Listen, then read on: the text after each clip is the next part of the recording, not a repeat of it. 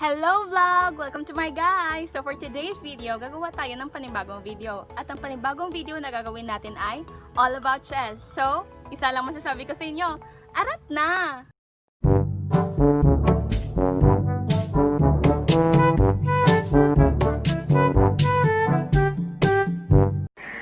Knight is a piece that is represented by a horse's head and neck. Each player starts with two knights, which are located between the rooks and the bishops in the standard position. The knight moves unconventionally compared to other chess pieces. While other pieces move in straight lines, knights move in an L shape, that is, they can move two squares in any direction vertically, followed by one square horizontally, or two squares in any direction horizontally, followed by one square vertically. The bishop. The bishop stands close to the king and queen because it represents the church, which many royal courts held near and dear to their hearts. This is also considered as the third most powerful piece on the chessboard. Bishop moves in any direction diagonally. Chess rule states that there is no limit to the number of squares a bishop can travel on a chessboard as long as there is no other piece or pieces obstructing its path.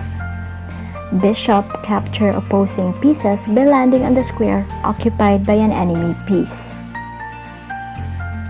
Pawn. It is the most numerous piece in the game of chess and in most circumstances also the weakest. It historically represents infantry, or more particularly armed peasants or pikemen. The pawn has several unique attributes. In their first move, each pawn has the option to move forward one space or two spaces. After this move, they can only move one space forward. However, they are also the only chess piece that captures in a method different from how they move. Pawns can move diagonally forward when capturing an opponent's chess piece.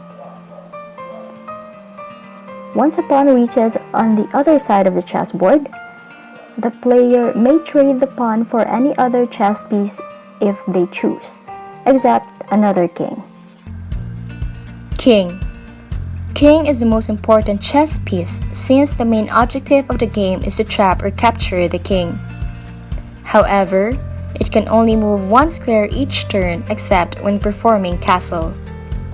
For example, it can move one square horizontally, vertically, or diagonally as long as the square is unoccupied or will not put it into a disadvantage or checkmate position. Fun fact: castling is a special move performed by a king with either a queen or a rook. Rook. Rook is an important chess piece, especially when the king wants to perform castling. It can move any amount of squares horizontally or vertically.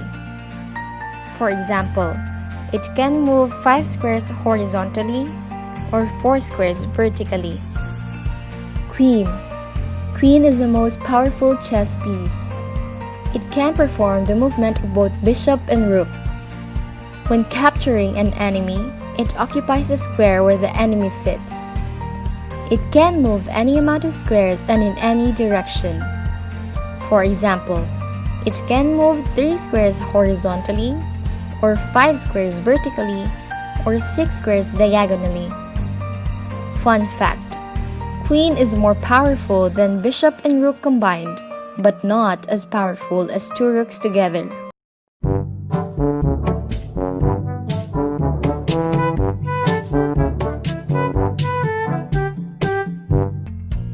Step 1. Lay out the board with a light square in the bottom right corner. It is important to orient the board in the right direction so that each side will be set up correctly. Step 2. Set up the pawns on the second rank. Third, put your rooks in the corners. Next, place your knights next to your rooks. Then, bishops go next to knights. Next is the queen. Your queen goes on her own color. Remember that it does matter which square your queen goes on. An easy way to remember that is the queen wants to match her outfit. White queen on the light square and black queen on the dark square. Finally, place your king on the last square.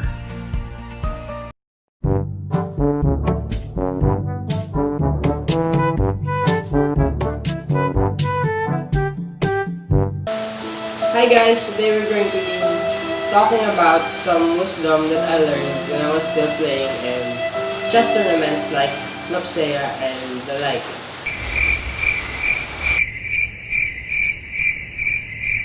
A few moments later. Hi guys, today we're going to be talking about some wisdom that I learned when I was still playing in chess tournaments like Nopsea and the like. So you can up your game whenever you play your next game of chess. Hi guys, so the first topic that I'm going to be sharing with you is the king's special move, castling. Castling is a special move wherein the squares between the rook and the king is not obstructed. So whenever you do castling in chess tournaments, it is important that you pick up the king first and then the rook. Because if you pick up the rook first, you will be forced to move the rook because that's illegal. Second, if an enemy piece is obstructing the line of castling, you cannot castle because that is an illegal move. So the next topic would be the move en passant.